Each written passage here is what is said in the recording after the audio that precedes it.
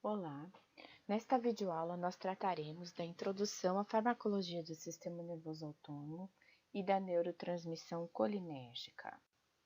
O sistema nervoso autônomo também é chamado de sistema visceral, vegetativo ou involuntário, e ele é parte do sistema nervoso que controla as funções autônomas do organismo, ou seja, aquelas que ocorrem sem um controle consciente.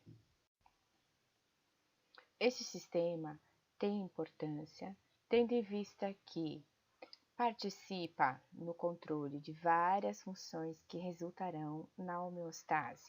Dentre elas, destacamos o controle da pressão arterial, controle da respiração, controle da motilidade e secreção gastrointestinal, controle de temperatura corporal, sudorese, esvaziamento da bexiga, dentre outros. Essa figura resume parte do sistema nervoso, com ênfase no sistema nervoso periférico e suas relações com o sistema nervoso central. E ela é interessante para a gente revisar um pouco do sistema nervoso autônomo. Então, nós temos o sistema nervoso periférico, sensorial aferente, aqui representado pelo sistema somático sensorial, que envolve, o geral, que é o toque, a dor, pressão, vibração, temperatura, propriocepção, capacidade de sentir o corpo e os membros. E os sentidos especiais, como a capacidade de ouvir, de enxergar, de sentir cheiros e o equilíbrio. E o sistema visceral sensorial, que é capaz de detectar distensões viscerais, dor, temperatura, alterações químicas, irritações nas vísceras, náusea e fome. E o sentido especial, que é a capacidade de sentir sabores.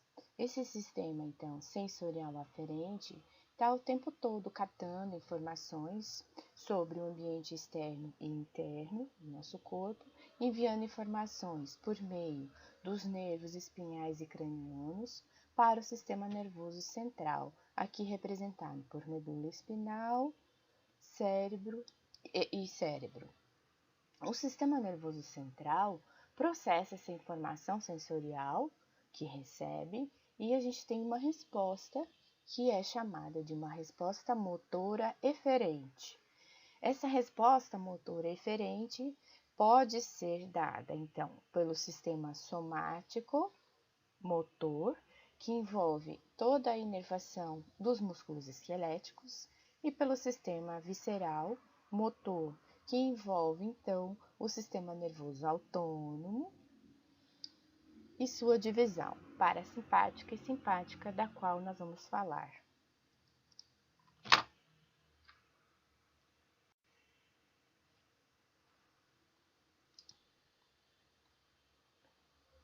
Neste bloco, então, nesse segundo bloco da nossa disciplina de farmacologia básica, nós vamos enfatizar, nós vamos falar mais do sistema nervoso autônomo, porém, nós também vamos tratar de questões importantes relacionadas ao sistema nervoso periférico, que envolve a neurotransmissão colinérgica. E quando a gente fala disso, a gente está falando do sistema somático, esse que a gente acabou de falar. Então, nós vamos tratar desses dois sistemas, que são sistemas eferentes, motores, ativados em resposta a um processamento do nosso organismo, processamento tanto periférico quanto central, de uma informação sensorial que foi percebida pelo nosso organismo. Então, comparando os dois sistemas, o somático e o autônomo. O somático é voluntário, o autônomo involuntário. O somático possui uma sinapse direta. Aqui nós já estamos falando da neurotransmissão periférica, tá? A partir do momento que esses nervos emergem da medula espinal em direção à periferia. Então, é uma sinapse direta e o autônomo pode ser bissináptico, geralmente é bissináptico. Então, a gente tem neurônios pré e neurônios pós-ganglionares. Nós temos gânglios, então, gânglios autonômicos localizados perifericamente, ou seja, fora do sistema nervoso central. O somático é sempre excitatório, enquanto o autônomo pode ser excitatório e inibitório. O somático possui axônios bem mielinizados, isso significa que terá uma condução rápida de impulsos nervosos. Já os axônios do sistema nervoso autônomo são pouco ou sem mielina, então a condução é mais lenta.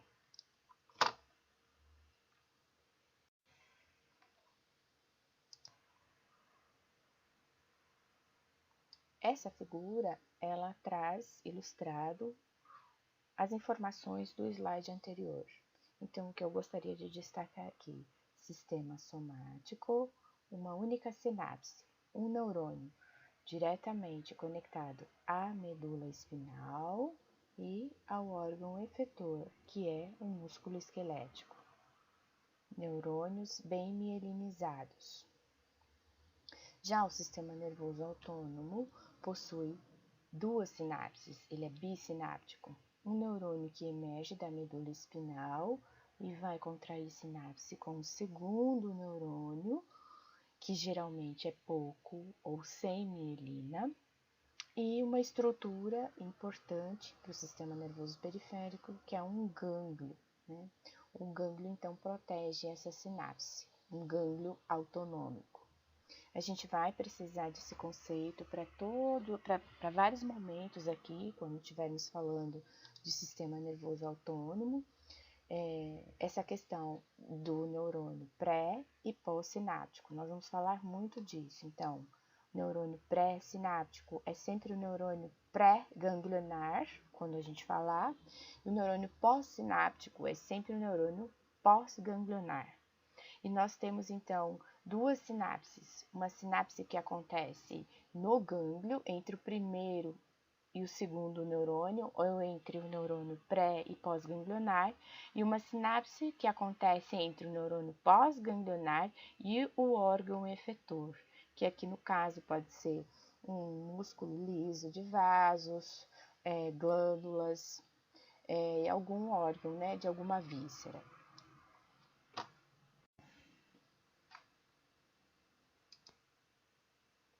Bem, então assim, o sistema nervoso autônomo, então, ele é dividido, né, entre sistema nervoso simpático e parasimpático. Por uma questão didática, para melhor visualização dos efeitos da sua ativação e também por uma questão de memorização, se costuma associar a ativação do sistema nervoso simpático a situações de luta e fuga, e a ativação do sistema parasimpático a situações de repouso e digestão.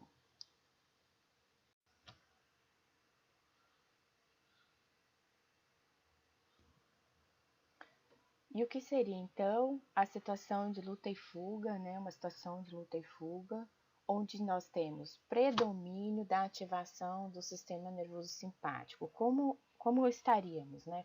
Como nós ficamos? Então, primeiramente, falando um pouquinho do sistema nervoso central, que não é alvo desse nosso estudo nesse momento, mas a gente precisa considerar também. Ficamos mais alertas, né? Ficamos atentos. Nos olhos, o que acontece é a dilatação pupilar, que é comandada pelo sistema nervoso autônomo, né? No coração, ocorre aumento da frequência, aumento da força, o que implica em aumento na pressão arterial. No tecido gorduroso, né? Na gordura, aumenta a lipólise e liberação de ácidos graxos. Então, nós temos energia, né? Liberação aí de estoques de energia. Na bexiga, ocorre aumento do tônus do esfíncter e relaxamento do músculo detrusor. Isso significa que haverá inibição do reflexo de micção. No músculo esquelético, aumento do fluxo sanguíneo e aumento da glicogenólise. Significa dizer, então, que o músculo vai estar mais preparado para uma atividade, né? Como uma fuga, por exemplo. No trato gastrointestinal, diminuição do peristaltismo, aumento do tônus dos esfíncteres e diminuição do fluxo sanguíneo. Significa dizer que esse sistema vai estar menos ativo, assim como a bexiga. No fígado, glicogenólise e aumento então da liberação de glicose. Na pele, podemos observar aumento da transpiração. Os brônquios se dilatam, melhorando nossa capacidade respiratória. E a saliva fica escassa e viscosa, então há uma redução da secreção salivar.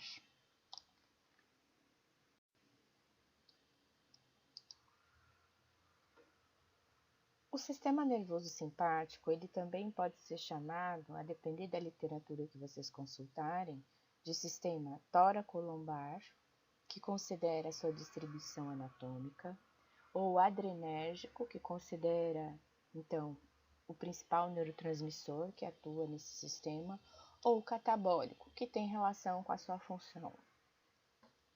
Nessa figura, vocês podem observar um corte, então, transversal do sistema nervoso, né, central, medula espinal e vértebras. Destacando que nós temos segmento cervical, segmento torácico, lombar e sacral da medula espinal. Vocês podem observar em verde os neurônios adrenérgicos. Então, o sistema nervoso simpático tem uma distribuição tóraco-lombar, ou seja, seus neurônios partem, então, dos segmentos torácico e lombar da medula espinal. Esses círculos representam os gânglios autonômicos, e então, no sistema nervoso simpático existe uma cadeia paravertebral, ou seja, próxima às vértebras, de gânglios autonômicos. Os traços representam, as linhas tracejadas representam, então, o segundo neurônio, né? Neurônio pós-ganglionar, as linhas contínuas, o neurônio pré-ganglionar, os círculos, os gânglios, como eu já falei.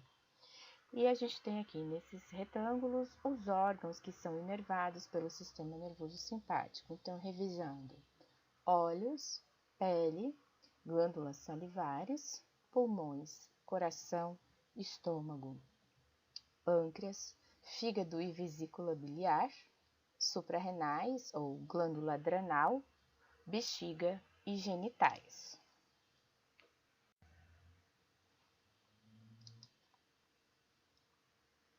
Podemos observar aqui o sistema nervoso autônomo simpático em uma outra visão, a cadeia de gânglios paravertebrais, medula espinal, gânglios da raiz dorsal, que não são gânglios autonômicos, cuidado para não confundir.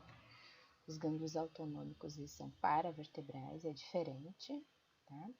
Os neurônios, então, pré-sinápticos nas linhas contínuas e os neurônios pós-sinápticos ou pós-ganglionares nas linhas tracejadas. Observem que os neurônios pré-ganglionares ou pré-sinápticos não contraem sinapse necessariamente no gânglio no mesmo segmento que eles emergem da medula espinal. Então, eles podem ascender, né, ou podem descer, e contrair sinapse em gânglios próximos ao segmento que eles emergem. Isso é uma característica do sistema nervoso autônomo simpático, uma característica anatômica, né? E aqui a gente vê, então, a inervação simpática do coração.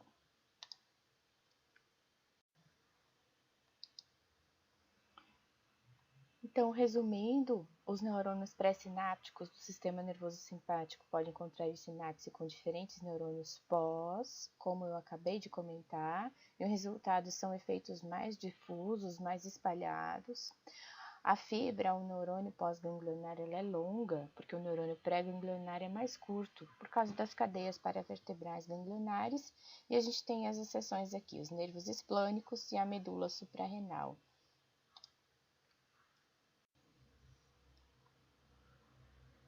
Essa figura exemplifica, então, as duas exceções anatômicas.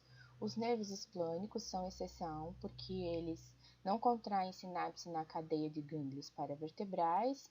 Temos um gânglio próximo ao intestino, às vísceras, né? que é o gânglio celíaco. Já a glândula adrenal é exceção porque não há neurônio pós-sináptico. Se vocês observarem, nós temos os neurônios pré-sinápticos ou pré-ganglionares, contraindo sinapse diretamente com as células da adrenal. Essas são as exceções anatômicas.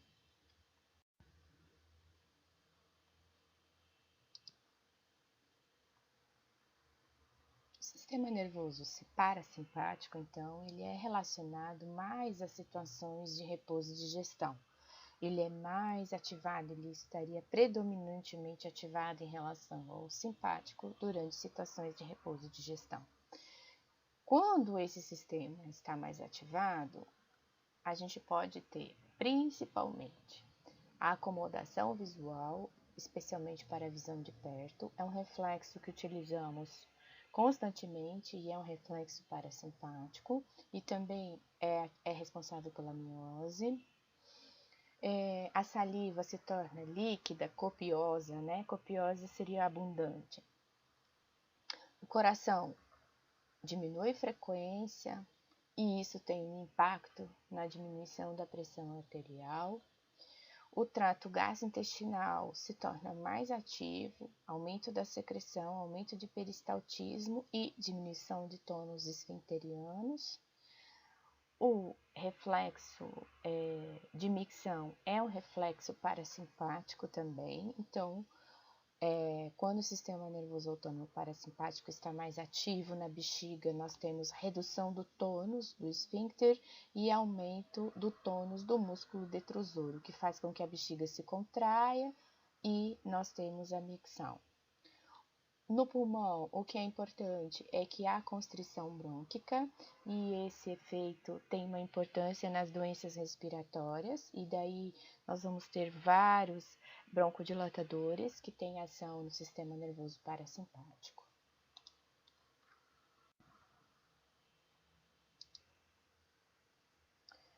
O sistema nervoso parasimpático é também chamado de sistema crânio-sacral, ou colinérgico, ou anabólico. Crânio sacral, porque os seus neurônios, partem da medula espinal através de nervos craniais e sacrais. Então, observem, revisando da anatomia, que esses dois sistemas, eles não se misturam anatomicamente, eles estão bem separados. Esses, então, neurônios do sistema nervoso parasimpático estão aqui representados pela cor roxa. Observem que não há cadeia de gânglios paravertebral, como no simpático. Há gânglios muito próximos dos órgãos efetores, que aqui não estão desenhados, mas vocês podem imaginar que existe um gânglio nessa região, na região da sinapse, entre o primeiro e o segundo neurônio. Isso resulta em efeitos mais localizados, então a ativação do parasimpático vai ter um efeito mais localizado nesses órgãos e não efeitos tão difusos quanto o simpático. E os órgãos inervados por ele são os mesmos que eu já falei para o sistema simpático.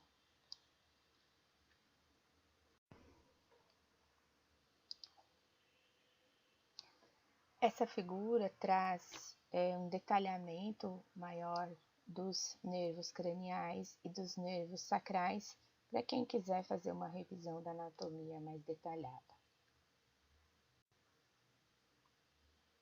Bem, então o sistema parasimpático ele possui as fibras pós-ganglionares mais curtas e, como eu já falei, os seus efeitos seriam mais localizados. Essa é a figura completa, com a anatomia simplificada desses sistemas. E agora, avançando um pouco na nossa aula introdutória, que é uma revisão, na verdade, da anatomia e da fisiologia desses sistemas, nós vamos tratar dos neurotransmissores que são importantes e que atuam nesse sistema. Por que é importante a gente rever isso? Porque quando a gente lembrar dos neurotransmissores, nós vamos também pensar nos receptores, e pensando nos receptores, fica mais fácil nós pensarmos então em que tipo de fármaco que vai poder modular a função desse sistema. Tem que ser basicamente agonistas, antagonistas, né, e fármacos que consigam interferir nesse sistema em síntese de neurotransmissores, por exemplo, tá? Bem, as fibras pré-ganglionares, elas todas são colinérgicas. O que é ser colinérgica? É uma fibra, é um neurônio que é capaz de sintetizar e liberar acetilcolina. Então, tanto no sistema simpático quanto no parasimpático. O que vai mudar no nosso sistema é as fibras pós-ganglionares. No sistema parasimpático, elas continuam sendo colinérgicas. Então, o principal neurotransmissor liberado e responsável por toda essa ativação é a acetilcolina. Ativação ou inibição, né, dependendo do órgão. Já no sistema simpático, isso se modifica, e aí nós temos nas fibras pós-ganglionares a liberação de noradrenalina, que vai ser o neurotransmissor que vai ser capaz de ativar ou inibir alguma atividade no órgão efetor.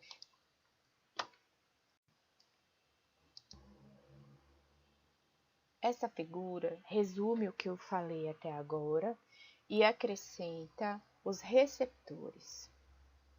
Então, para a divisão parasimpática do sistema nervoso autônomo, nós temos, revisando, um neurônio pré-ganglionar, que faz sinapse lá na medula espinal, um neurônio pós-ganglionar, que faz sinapse, então, com esse neurônio pré e com um órgão efetor.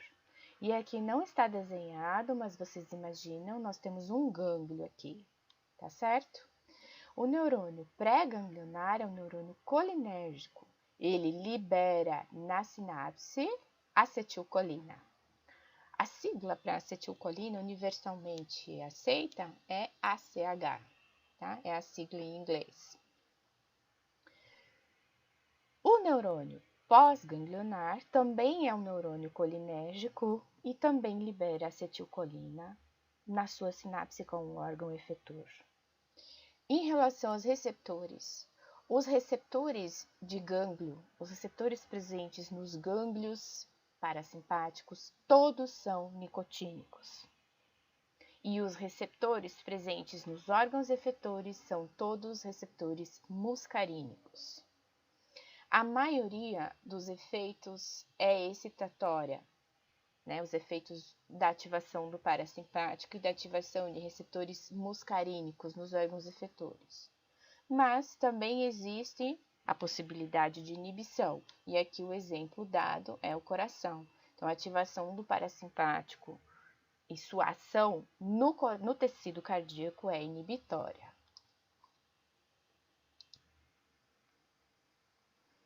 Para o sistema nervoso autônomo simpático, nós temos então o mesmo perfil de distribuição. Então, neurônio pré-ganglionar, neurônio pós-ganglionar, órgão efetor, e aqui a gente pode imaginar um gânglio, né? Um gânglio autonômico. O neurônio pré-ganglionar também é um neurônio colinérgico, libera acetilcolina, e no gânglio também nós temos receptores nicotínicos, então é tudo igual para o parasimpático e simpático. E o que muda então é o neurônio pós-ganglionar, que é um neurônio adrenérgico e libera noradrenalina no órgão efetor.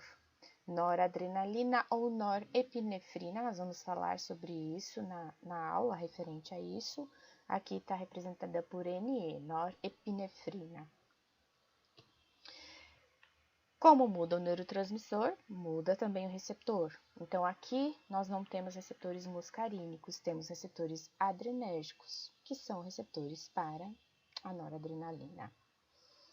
Para o sistema simpático, a possibilidade, né, é mais comum, né, inibição ou ativação, é mais comum os dois acontecerem. E aqui tem alguns exemplos. Então, por exemplo, a ativação do simpático no músculo liso de célula, no músculo liso de vasos sanguíneos, vai estimular, vai ativar esse músculo e ele vai contrair. Isso implica em, por exemplo, aumento na pressão arterial. E já nas glândulas do estômago vão ser inibidas e aí a gente tem diminuição da secreção. Existe uma exceção para o sistema nervoso simpático que precisamos mencionar, que é a inervação das glândulas sudoríparas. A inervação das glândulas sudoríparas, embora ela faça parte do sistema simpático, né? E ela está na anatomia, anatomicamente no sistema simpático, ela tem uma neuroquímica que é idêntica à neuroquímica do sistema parasimpático. Então, observem que o neurônio pré-sináptico ou pré-ganglionar é idêntico para todas as situações, colinérgico, receptores nicotínicos no gânglio, mas o neurônio pós-sináptico, ele não é um neurônio noradrenérgico, ele é um neurônio colinérgico, similar ao parasimpático. E então, os receptores nos órgãos efetores, ou seja, o receptor lá na glândula sudorípara é um receptor muscarínico. Por que a gente trata disso aqui? Porque em algumas situações, especialmente quando nós falarmos da farmacologia, alguns fármacos, né, quando a gente estiver falando do sistema parasimpático e de agonistas, antagonistas muscarínicos ou de outras classes de fármacos que atuam no sistema parasimpático, necessariamente a gente pode observar algum efeito sobre sudorese, glândulas sudoríparas. O principal exemplo é que na intoxicação por anticolinesterásicos, que é um tema que será tratado numa aula aqui, a gente observa como um dos principais sintomas iniciais nas pessoas a sudorese, tá? Que é a ativação justamente dessa neurotransmissão aqui nas glândulas sudoríparas. A gente volta a falar sobre isso quando a gente falar desse tema. E se vocês observarem aqui naquela nossa figura que trata da ativação do simpático, a gente tem essa observação, ó. Então, na pele, há aumento da transpiração quando ativado o simpático, e essa apesar de ser o simpático, ele tem uma neurotransmissão colinérgica, tá? Nós precisamos revisar também, né, a diferença entre um hormônio e um neurotransmissor. Então, essa figura mostra o sistema nervoso autônomo, né, parte dele, representada aqui pelo primeiro neurônio, a glândula adrenal. Então, a glândula adrenal sendo estimulada diretamente pelo neurônio pré-sináptico a liberar adrenalina ou epinefrina. E a adrenalina liberada na corrente sanguínea, e ela circula e ela vai agir em longa distância em vários órgãos, né? Em músculos, por exemplo, aqui músculo esquelético, músculo cardíaco. Então, ela é considerada um hormônio. Já por outro lado, aqui, a norepinefrina, ou noradrenalina, sendo liberada pelo segundo neurônio, o neurônio pós-ganglionar, diretamente lá, por exemplo, no músculo liso dos vasos sanguíneos, onde ela vai causar excitação e contração do músculo liso, ela age nessa sinapse, age no local onde foi liberada, então ela é um neurotransmissor. Nessa figura, o que está sendo exemplificado como a causa da ativação do sistema simpático é uma situação de estresse físico ou de estresse psíquico, por exemplo, né, que ativa o sistema nervoso autônomo simpático. Essa figura resume o que nós falamos até agora. Ela é uma figura interessante que vocês tentem memorizar. E ela também é uma figura que eu indico que vocês usem para estudar. Então, toda vez que nós estivermos estudando ou tratando dos temas que vão estar inseridos nessa temática, é interessante que vocês revisem aonde do que a gente está falando, onde que a gente está, né? Então, aqui a gente tem representada a medula espinal, tronco cerebral e medula espinal. Os neurônios que partem, né, da medula espinal e compõem sistema parasimpático, que é crânio sacral, né, que a gente não tem representado, mas é o parasimpático, o simpático com sua cadeia de gânglios paravertebrais. Relembrando que nesse desenho aqui, a gente não tem desenhado um gânglio, mas vocês imaginam que aqui tem um gânglio, tá? O sistema somático, que é a inervação dos músculos esqueléticos, e nós vamos tratar aqui também, é voluntário, e a adrenal.